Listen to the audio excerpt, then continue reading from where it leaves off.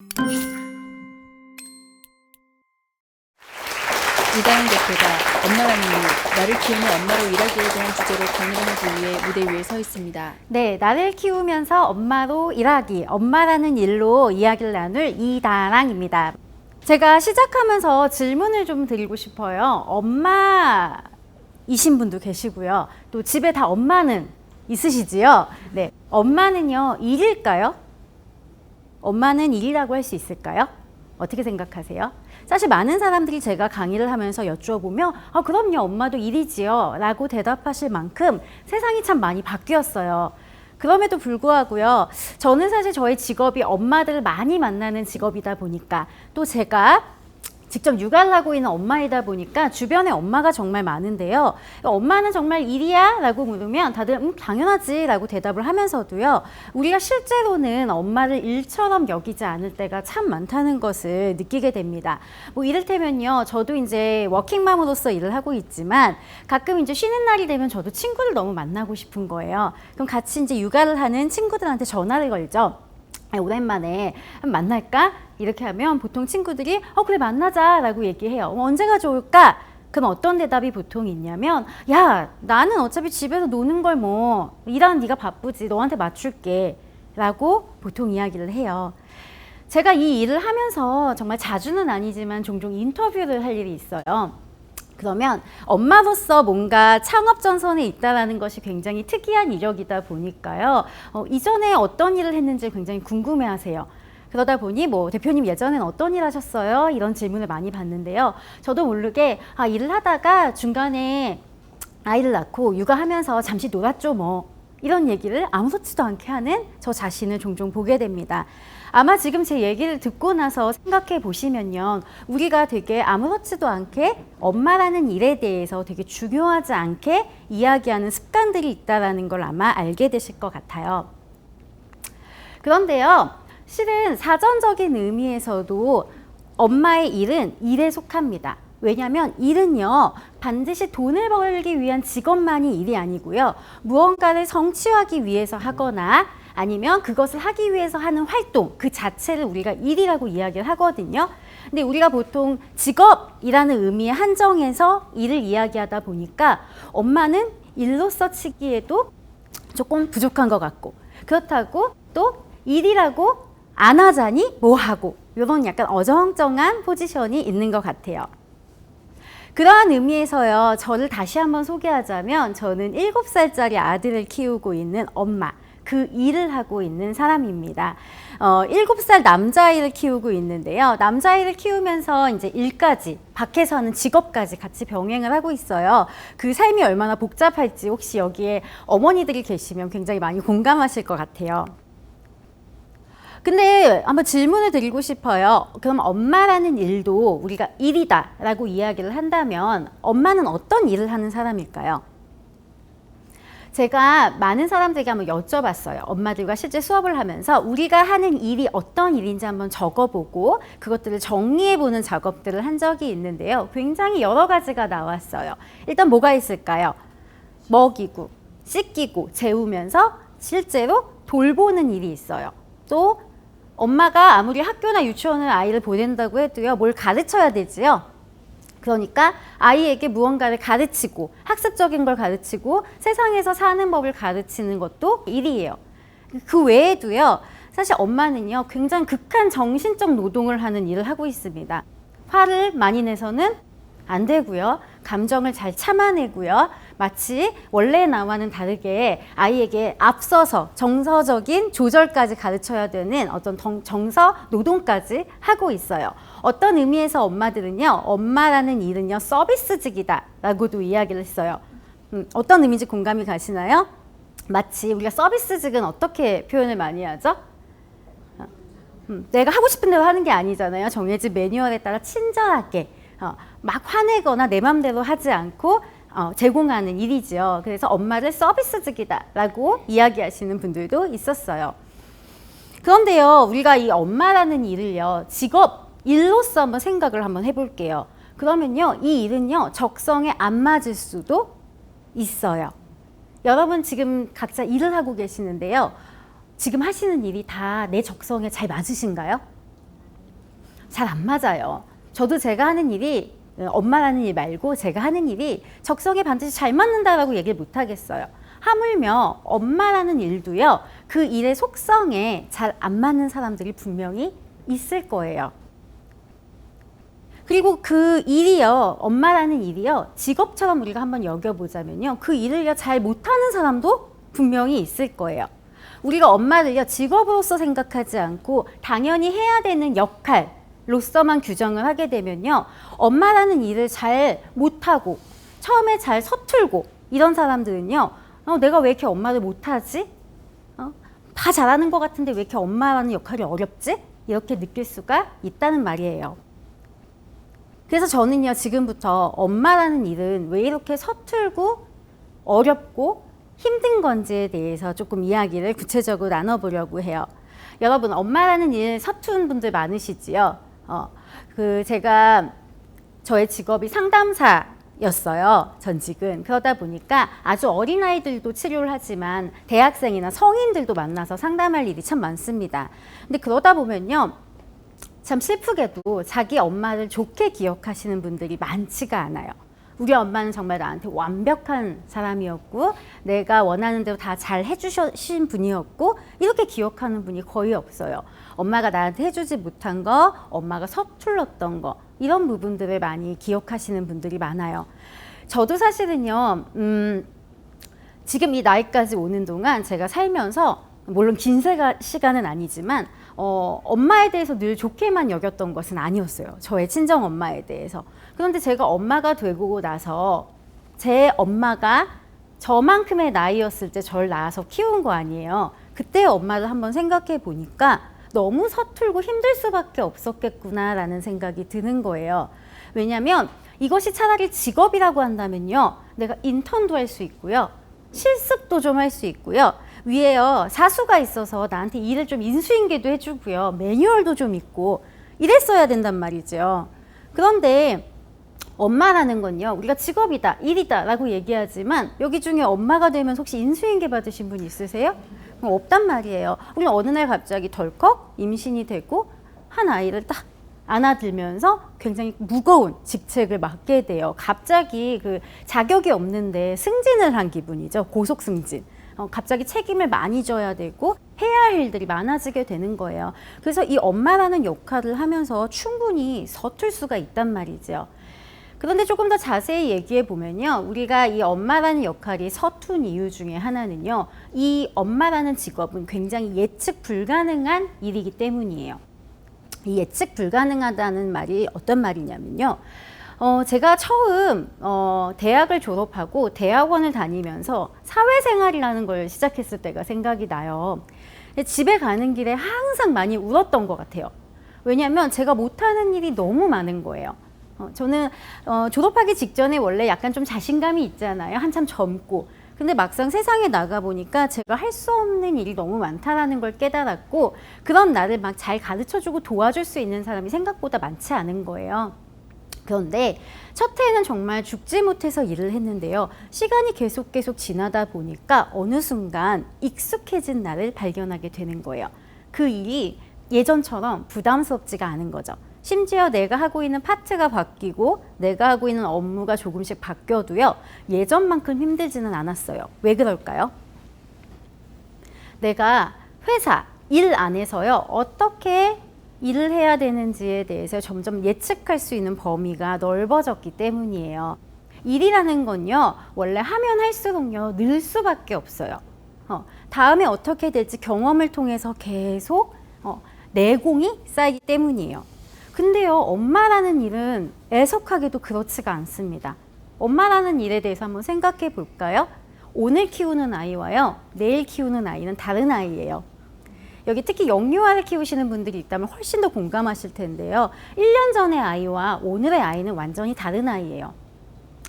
제가 상담을 하다 보면요, 되게 어린 친구들의 엄마를 상담할 때도 있고요, 청소년 아이들의 엄마도 많이 만나고 또 대학생들도 상담을 많이 하다 보니 간혹 어머니들과 통화하는 일이 있어요.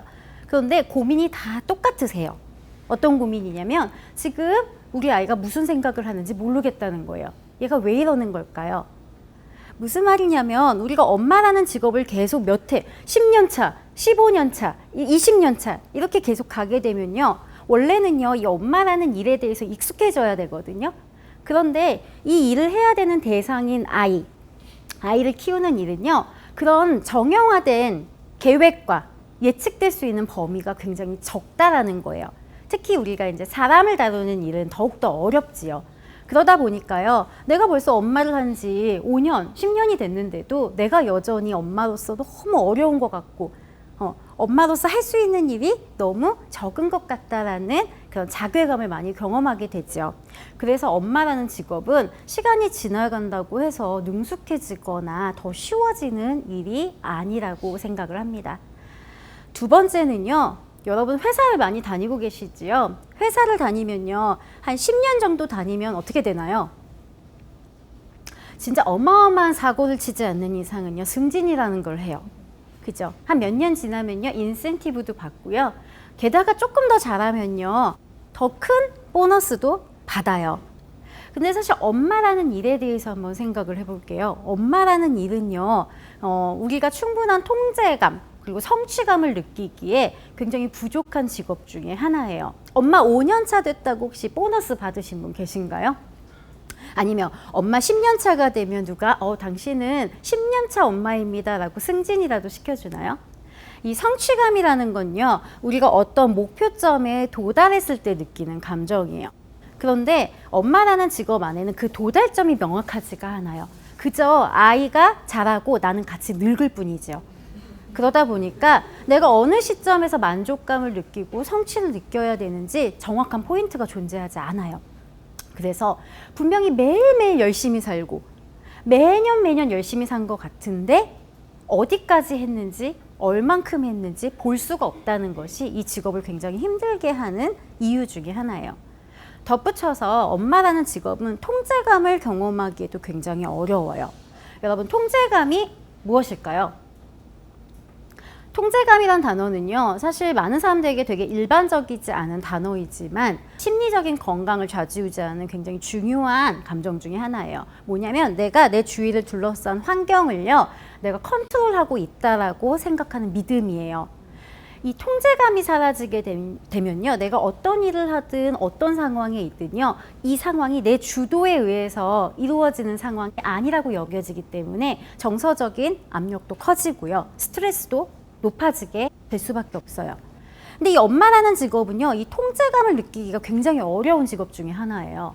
왜 그럴까요? 내가 내 환경을 통제한다는 경험이 없는 것은 물론이고요, 기껏 통제를 해놨더니 수시로 깨지기 일쑤입니다. 제가 아이를 키우면서 되게 어려웠던 일들 중에 하나는요, 저는 굉장히 외향적인 사람이에요. 외향적이다라는 의미는요, 에너지를 밖에서 얻는다는 의미예요. 그냥 단순히 말을 잘하고요, 표정이 밝으면 외향적인 것이 아니고요, 에너지를 혼자 있을 때 많이 흡수하시는 분들은 내향적이고, 사람을 만나고 환경과 이렇게 상호작용을 해야지 에너지가 생기시는 분들은 외향적인 분이에요. 근데 이런 외향적인 제가요, 맨날 아이 얼굴만 보면서 집에 갇혀 있었던 거예요. 그러니까 에너지가 매일같이 빠져나가기 시작하는 거죠. 또 아이를 키우면요, 사람다운 대화를 나누기가 힘들어요. 항상 그랬어? 그랬구나. 이런 말만 쓰게 돼요. 그러니 나 정말 인간하고 너무 대화 나누고 싶다. 막 이런 마음이 이제 드는 거지요. 그래서 힘들게 이제 약속을 좀 잡고 바깥 생활 좀 해봐야겠다라고 해서요, 온 자원을 다 동원해가지고 약속을 만들어냅니다. 그래서 남편에게도 일찍 와야 돼. 꼭 일찍 와야 돼 라고 얘기하고, 혹시나 몰라가지고 모든 세팅을 다 해놔요. 그런데 꼭 그 전날 무슨 일이 발생하냐면 애가 아파요. 애가 이렇게 미열이 나기 시작해요. 그럼 설마 했는데 낮부터 펄펄 끓기 시작하죠. 아니면요, 남편이 전화가 와요. 야, 정말 미안한데 나 오늘 진짜 안 될 것 같아. 나 다 만나기로 했는데 남편이 일찍 못 와주면 그 약속을 못 가는 약속이 되는 거예요. 그런 경험이요, 한두 번이 아니고요, 계속 반복되잖아요. 그러면 정말 내가 내 삶에 대한 통제권을 잃었다, 이런 느낌이 들 수밖에 없어요. 그뿐인가요? 사실 이 통제감은요, 굉장히 쉬운 걸로도 얻을 수 있어요. 이를테면 내가 먹고 싶은 걸 먹고요, 내가 입고 싶은 걸 입는 것도 통제감이에요. 그런데 옷을요 다 집어넣는데 안 들어가요. 이 내 몸이 내가 통제가 안 돼요. 아, 다이어트 해야지. 스트레스 받으니까 막 먹어요. 아, 요것도 안 되네. 밖에 나가려고요. 좀 이쁜 옷 좀 입어보려고 옛날에 했던 신발 한번 꺼냈어요. 한번 신고 나갔다가 웬걸요. 다시는 안 신었어요. 내가 입고 싶은 옷 하나마저도, 또 내가 먹고 싶은 음식 하나마저도요, 맵지 않게, 아이한테 맞게 이렇게 하다 보면 월요일부터 일요일까지 내 삶에 내가 선택해서 끝까지 끌고 나간 주도감을 경험할 수 있는 일이 하나도 없는 경우가 있다라는 거지요. 이러다 보니까요, 내가 이게 내 일이야 라는 통제감, 성취감이 있어야 느는데, 내가 얼만큼 했는지도 잘 모르고 내가 통제도 할 수가 없다라고 느끼니까요, 이 일이 좀처럼 늘지 않는 거예요. 그러다 보니 엄마라는 역할이, 일이 계속 벅차고 힘들게 느껴질 수밖에 없는 거죠. 그리고 또 세 번째는요, 우리가 일과 너무 밀착되어 있어요. 엄마라는 일은요. 여러분, 오늘 이렇게 조금 쉬는 날이어서 강의도 들으러 오셨잖아요. 여기 일터가 아니잖아요. 우리가 일과 어느 정도 떨어져 있을 때 다시 일할 수 있는 힘이 생기거든요. 그래서 요즘 되게 중요하게 생각하는 말 중에 하나가 워라밸이잖아요. 그런데 엄마라는 일은요, 이 워라밸이 없는 직업이에요. 그냥 일과 생활이 항상 같이 붙어 있다고 보시면 돼요. 우리가 엄마가 되고 나서요, 가장 많이 바뀐 것 중에 하나가 뭐냐면요, 내 방이 없어졌다는 거예요. 물론 아버지들 중에도 방이 없으신 분들 많고, 우리가 결혼하기 전에도 내 방이 없었던 적은 있을 수 있어요. 하지만요, 하다못해 서랍 한 칸이라도 내 거였어요. 그렇죠? 아니, 회사에 가면요, 내 책상이라도 있었어요. 근데 엄마가 되고 나서는요, 사실 집에 방이 있나요? 내 방? 없어요. 내 서랍 있나요? 있죠, 부엌에. 근데 거기 막 칼 이런 거 들어있잖아요. 온 가족이 함께 쓰는 거. 나를 위한 작은 공간이 없는 것이 현실이에요. 그렇다는 건 물리적인 것뿐만 아니라 시간도 아침부터 밤까지 나만의 시간을 갖는다는 것이 굉장히 어렵다는 거죠. 근데 이렇게 되면요, 모든 사람은 능률이 떨어질 수밖에 없어요. 그러다 보니 엄마로서 하는 일도 처음에는 으쌰으쌰 좋은 엄마 돼야지 이렇게 생각하지, 시간이 계속 지나면 지날수록 에너지가 소진이 되고 채워질 수 있는 공간이 없다 보니까 일은 계속 서툴러질 수밖에 없는 거지요. 그리고 마지막으로는요, 우리가 엄마라는 일 자체를요, 일로서 여기지 않는 의식이 우리 안에 이미 있기 때문에 이 일이 좀처럼 늘지 않아요. 우리가 회사를 다니면요, 애지가 하나면 일이 늘게 되어 있어요. 왜일까요? 그게 일이니까요.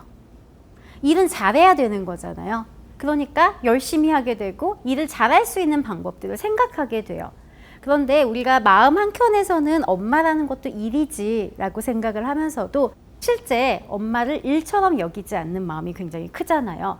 그러면 이걸 그냥 노동 아니면 나의 역할, 이 정도로 그냥 생각하게 되는 거죠. 그러면 이 일을 어떻게 하면 잘할 수 있을까에 대해서 고민하게 되지 않아요. 그러다 보니 시간만 지날 뿐이지 엄마로서의 효능감이나 능률은 좀처럼 올라가지 않는 경우가 생기게 되죠. 자, 제가 지금까지요, 왜 엄마라는 일이요, 오랜 시간을 해도 왜 늘지 않는지에 대해서 일이라는 속성을 가지고 한번 이야기를 해봤어요. 근데 여러분 한번 상상해 보세요. 내가 정말 해도 늘지 않는 이 일을요, 계속하고 있어요. 그러면 어떤 마음이 들까요? 솔직히 때려치고 싶다, 이런 마음이 드는 것이 정상이에요. 엄마들은 내 입에서 내가 나 때려치고 싶어, 이런 말 꺼내는 거 너무 어려워해요. 그런데 얘기 한 분씩 나눠보잖아요. 최소 100번 이상은 다 생각하셨어요. 정말 그만두고 싶다. 아니면 딱 하루 정도만 그만둘 수 있었으면 좋겠다 라는 생각을 하신다는 거죠. 그런데 정말 그만둘 수 있나요? 우리가 엄마라는 일이 아니고요, 그냥 우리가 다니는 직장마저도요, 원한다고 해서 그렇게 금방 그만둘 수 없어요. 그만두려고 하면 뭐가 걱정되시나요? 당장 다음 달 돈은 어떻게 벌지? 카드값은 어떻게 내지? 집값은 어떻게 되지? 이렇게 생각을 하다 보면 사실 생각이 복잡해지기 때문에 일을 금방 그만둘 수가 없어요. 그런데 하물며요, 엄마라는 역할은 어떤가요? 아이를 키우는 일을요, 내가 갑자기 확 그만두고 사라져버려요. 가능하실까요? 저도 아이 키우면서 아주 가끔씩 그런 생각을 하거든요. 내가 잠깐 훅 사라져버리면 어떻게 될까? 그런데 실은 그렇게 할 용기조차 나지 않아요. 어떻게 될지 뻔히 다 알기 때문이에요. 자, 엄마라는 일은요, 그만두고 싶지만 그만둘 수 없는 일이거든요. 그럼 어떻게 해야 될까요? 그냥 죽지 못해 계속 하면 될까요? 그러면 우리 삶이 행복하지가 않잖아요. 그래서 엄마라는 일도요, 버티려면요, 잘 버틸 수 있는 전략이 필요합니다. 이 전략에 대해서 한번 이야기를 나눠보려고 해요. 첫 번째는요, 여러분 회사 다니시는 분들 슬럼프가 올 때가 있잖아요. 아, 너무 그만두고 싶다. 이럴 때 당장은 못 그만둬요. 그러면 어떤 선택을 하셨나요? 또 하시나요? 휴직도 못 내. 그럼 어떻게 할까요? 일단 조금만 더 다니면서 생각해보자 라는 결정을 내려요. 시간을 좀 유보시키는 거지요. 그 시간 동안 다른 곳에 지원할 수 있는지 알아보든지 아니면 그 가고 싶은 회사에 적합하게 뭔가를 더 보충하든지 하기 위해서 시간을 끌면서 버티게 됩니다. 근데 엄마라는 직업도요, 버틸 수 있어요. 어떻게요? 일단 1년만. 참 가능하지 않을 것 같은 이야기처럼 들리지요. 그런데 왜 이야기를 하냐면요. 제가 아주 엄마들 다양하게 만난다라고 말씀을 계속 드렸잖아요. 근데 이 엄마들 중에요, 가장 육아를 힘들어하는 엄마들이 어느 나이대의 엄마인지 혹시 예측하실 수 있을까요? 아이가 태어났을 때부터 아이가 다 자라서 출가한 때까지. 우리가 흔히 뭐 중2 이러니까 청소년 시기의 엄마가 되게 힘들 것 같다라고 예측하시잖아요. 그렇게까지 별로 안 힘들어 하세요. 왜 그러냐면 이미 내가 많이 노력한다고 해서 많이 달라질 수 없다라는 걸 어느 정도 받아들이신 상태인 분들이 많아요. 그러니까 걱정하는 거지 막 내가 너무 힘든 것은 아니에요. 진짜 힘든 건 사실 태어나서 한 2년, 3년까지의 아이를 키우는, 영유아를 키우는 엄마예요. 근데 이 힘들게 하는 되게 아주 근본적인 생각 중에 하나가 뭔지 혹시 아시겠어요? 뭐냐면 얘는 도대체 언제 끝날까예요. 지금도 이렇게 힘든데 앞으로 이만큼 남아있는 거예요. 끝도 없이. 그게 영유아 아이를 키우는 엄마들이 제일 힘들어하는 생각의 속성이에요. 지금도 힘든데 선배 엄마들이 뭐라고 하냐면 지금은 너무 좋아. 가만히 누워있잖아. 앉아있잖아. 조금 자라봐. 말 안 듣는다? 좀 지나봐. 그 공부 어떻게 시킬 거야? 너 돈도 벌어야 된다? 선배 엄마들이 해주는 얘기가 절대로 좋은 충고가 아니에요. 자꾸만 걱정 근심이 쌓이면서 아니 그럼 지금도 이렇게 힘든데 도대체 언제까지 계속 이렇게 힘들어야 돼? 이런 생각이 들어요. 그런데 청소년기 엄마들 만나면 이 생각을 안 하는 줄 아세요? 조금 덜 할 뿐이지 여전히 하고 계세요. 아, 애들 다 떠나고 나면 힘들다던데. 그땐 또 엄마로서 엄청 골치 아프대는데 애들 또 장가는 어떻게 보내나? 사실 우리가 고민의 시점은 계속 뒤로 밀리기 때문에 끝이 없어요. 프로그램을 진행하거나 함께 이렇게 상담을 할 때요. 뒤엔 일들을 너무 많이 생각하지 않고 지금 아이를 키우는 개월수별로 딱 지금 시기까지 할 수 있는 것들을 단기 목표를 세우는 것에 굉장히 많이 집중하는 편이에요. 왜냐하면 아이를 대상으로 하는 것이기 때문에요. 결국 내가 계획한 대로 아이가 해주지도 않아요. 당장 다음 연도에 내가 계획하는 것도 못할 확률이 되게 높거든요. 그래서 내가 3살까지는 아이한테 어떤 엄마가 되면 좋을까? 학교 가기 전까지는 어떤 엄마가 되면 좋을까? 조금 목표를 타이트하게 잡고 내가 여기까지 한번 잘 버텨보자. 요렇게 버텨보자 라고 딱 타이트하게 잡아줘야지 그나마 우리가 좀 버틸 수 있는 힘이 생긴다는 거예요. 그리고 두 번째는요, 사실 엄마라는 일과요, 나를요 좀 떨어뜨려 놓고자 하는 인위적인 노력이 필요해요. 회사를 다닐 때 뭐가 가장 위험한 줄 아세요? 이 일이 곧 나인 것처럼 여겨질 때 굉장히 위험해지기 시작해요. 내가 하고 있는 일은요, 내가 되어서는 절대로 안 돼요. 이 일을 잘하면 내가 훌륭한 사람이고 내가 괜찮은 사람이고 내가 이 일에서 조금 못하거나 실수하면 난 되게 형편없는 사람이야. 이렇게 되는 순간 실은 워라밸만 깨지는 것이 아니고요. 사람이요. 자기가 할 수 있는 능력치를 못 내고 정신도 굉장히 피폐해지기가 쉬워요. 엄마들이 참 그런 생각을 많이 해요. 엄마라는 일을요. 곧 나와 동일시시키는 경우가 굉장히 많다라는 거죠. 내가 엄마로서 오늘 좀 괜찮았어. 오늘 화 10번 낼 거 한 8번만 냈어. 그러면 어머니들 밤에 기분이 좋으세요. 오늘은 좀 내가 괜찮은 나이인 것 같은 거예요. 근데 하루 종일 조금 잘하다가요, 애가 꼭 밤에 꼭 떼를 쓰거든요. 아니면 이제 뭐 밤에 아이를 보면 이제 뭔가 이슈가 있잖아요. 그래서 아이한테 화를 냈어요. 그러면 아이 자고 나서 그렇게 거실에 나와가지고 그렇게 SNS에다가 반성문 쓰시는 부모님들이 많아요. 뭐예요? 내가 오늘 나로서 무언가를 했는지에 나의 성취를 비교하는 것이 아니고 엄마로서의 역할과 나를 항상 동일시하게 되면 실은 엄마라는 역할은요, 내가 나만 잘한다고 되는 일이 아니거든요. 그리고 내가 아무리 잘해도 아이한테는요, 사고가 생길 수도 있고요, 친구랑 싸울 수도 있고요, 때로는 아이한테 변화가 있을 수도 있어요. 그런데 그것이 항상 나의 일과 결부가 되기 시작하면 엄마라는 일을요, 잘 버텨내기가 굉장히 힘들어진다는 거죠. 그래서 회사 생활을 하시는 우리가 청년들과 상담을 할 때도 이 회사라는 일과 나를 얼마나 떨어뜨려 놓을 수 있는 힘을 가지고 있는가가 사실 회사 생활을 더 오래 즐겁게 할 수 있는 원동력이 되는 것을 많이 보게 돼요. 세 번째는요, 내가 어디까지 할 수 있는지를 그냥 정확하게 선을 긋는 한계점을 아는 것이 굉장히 중요해요.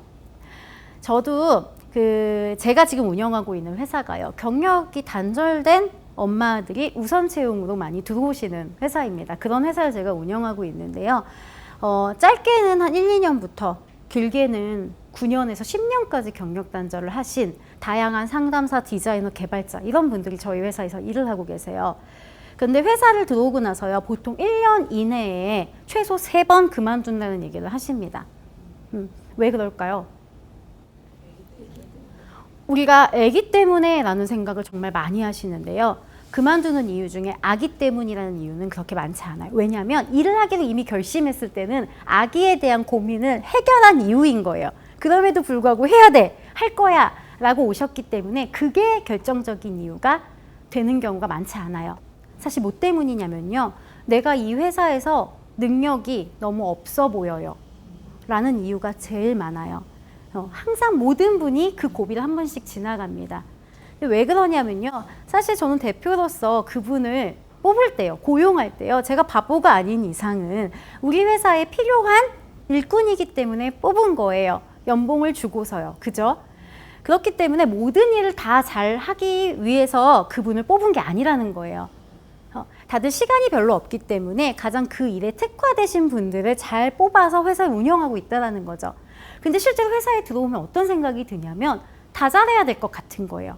특히 회사가 규모가 작으니까 내가 요것도 더 잘하고 싶고 요것도 도움이 되고 싶고 막 이런 생각들을 많이 하시는 거예요.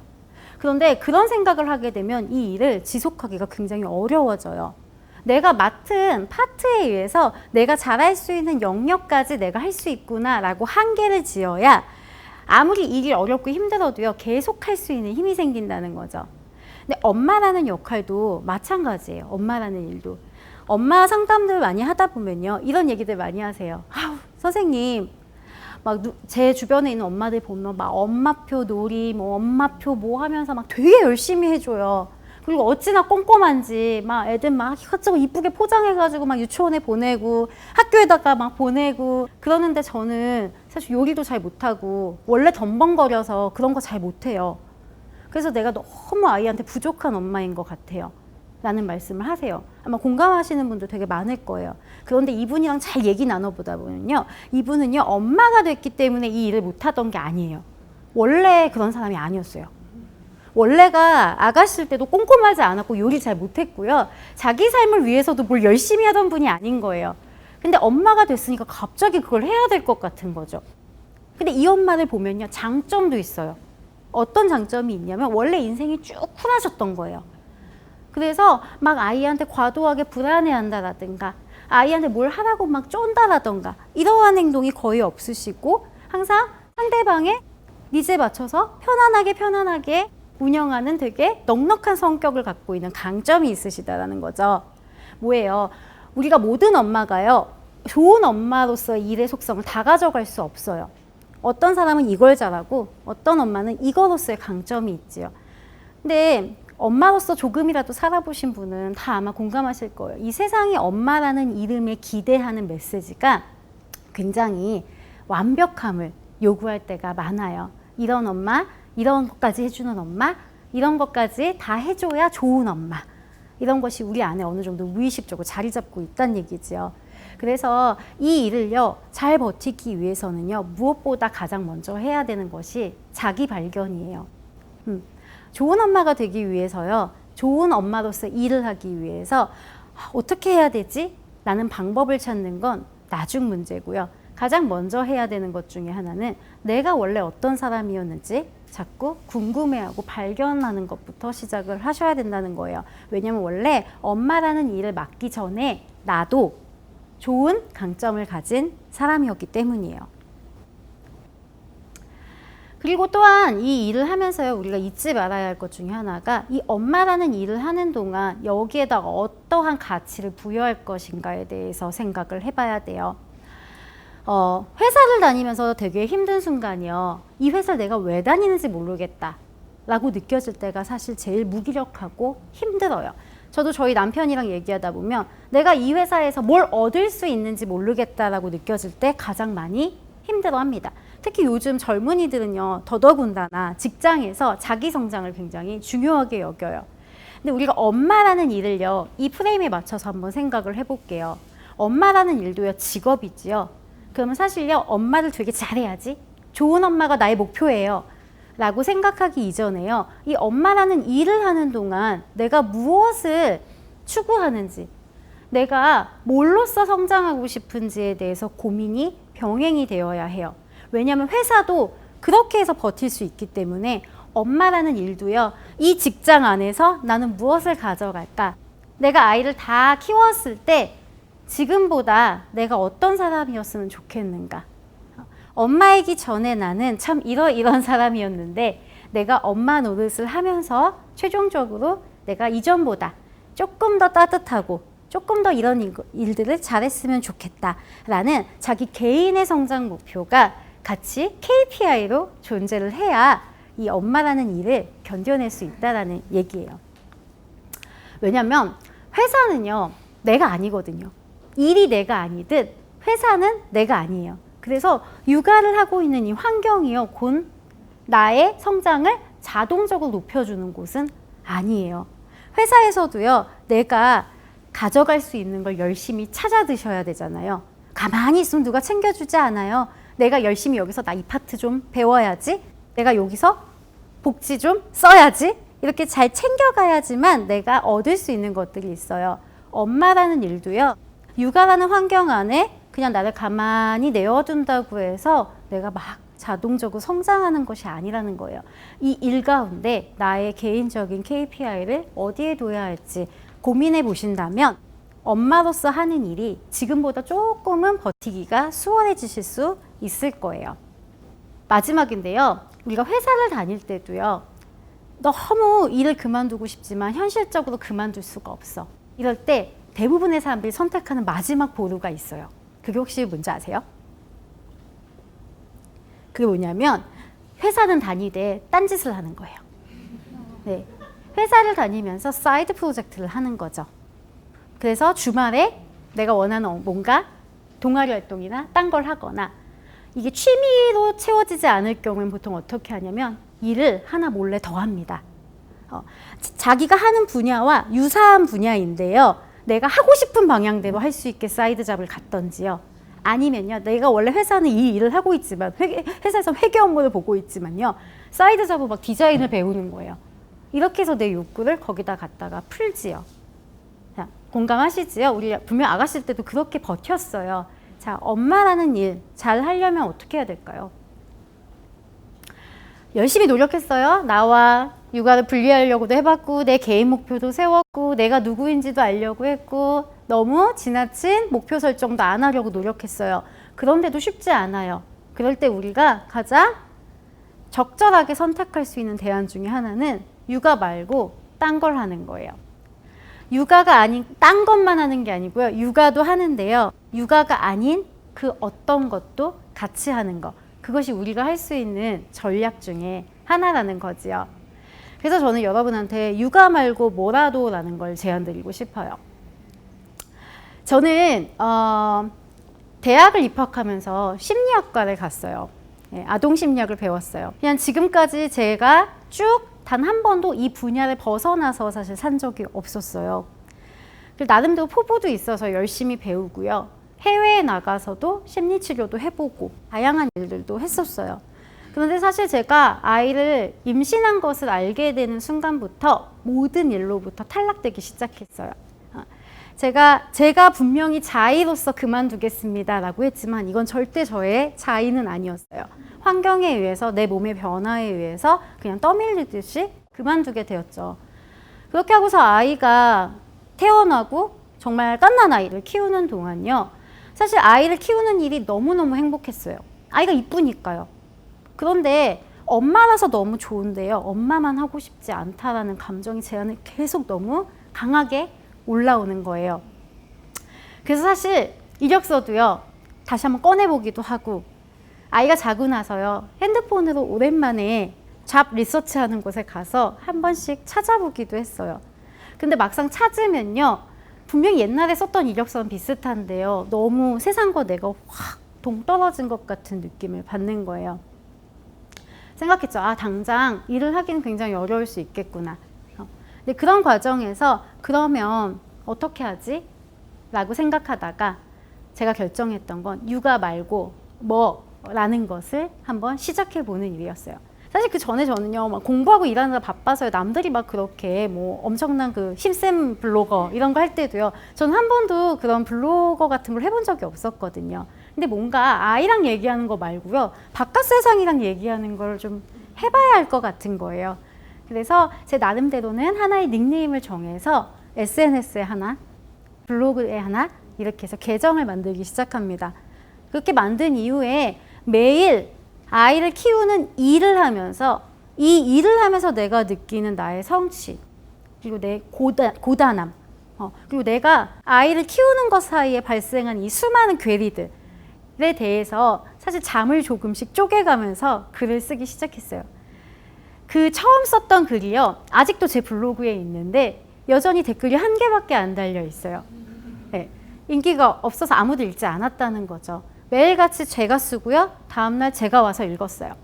일주일이 지나도 또 그대로여서 제가 다시 읽었어요. 혹시 그런 경험 있으신 분들 계실까 싶은데요, 내가 쓴 글 보고 내가 운 적 혹시 있으실까요? 내가 일주일, 2주 전에요, 너무 힘들어서 쓰고요, 2주 있다가 내 블로그 가서 다시 읽으면 그렇게 눈물이 나는 거예요. 그런 생활을 계속 반복을 했어요. 근데 정말 신기하게도 어느 순간부터 내가 아닌 누군가가 그 글을 읽기 시작하는 거예요. 그리고 무섭게 조회수가 오르기 시작했어요. 사실 지금 읽어봐도 그 글이요, 되게 훌륭하지 않거든요. 그런데 왜 사람들이 이 글을 이렇게 읽고 공유를 해갈까 생각해 봤더니, 사실은 누구나 한 번씩 엄마라는 일을 하면서 매일매일 느끼는 감정이지만, 많은 생각들이 누군가의 손에 의해서 거기 저장되어 있다라는 느낌, 그 느낌이 굉장히 좋으셨던 것 같아요. 그래서 그 글을 계속 쓰기 시작했고, 실은 그 글이 모여서 대형 포털사로부터 좀 더 전문적인 기획을 해달라는 제안을 받게 됐고, 그렇게 해서 정말 집에 앉아서 할 수 있는 일들을 조금씩 할 수 있었어요. 그러다 보니 제가 원래 했던 일들, 상담사로서 그리고 상담 프로그램 기획자로서의 일들을 다시 시작할 수 있는 길들도 열리기 시작했어요. 물론 세상에서 저를 다시 불러주긴 했지만 예전처럼 일을 많이 하지 못했어요. 왜냐면 힘들게 일주일에 한두 번만 아이 맡기고만 이제 뛰어나갔다가 뛰어 들어와야 됐거든요. 근데 그럼에도 불구하고요, 뭔가 내가 했던 것이 연결된다는 지점이 굉장히 신선하게 느껴졌어요.